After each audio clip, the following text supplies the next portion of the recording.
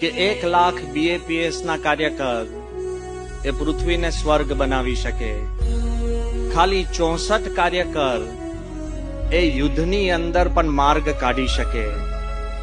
પણ કદાચ લાખ ન હોય, 5 ન હોય, પણ ધ પાવર ઓફ 1, એક પણ BAPS નો કાર્યકર એ સક્ષમ છે સેવા કરવા માટે, આખું ગામ બદલવા માટે, વાતાવરણ બદલવા માટે, ઘર બદલવા માટે પણ એની પાસે તાકાત છે.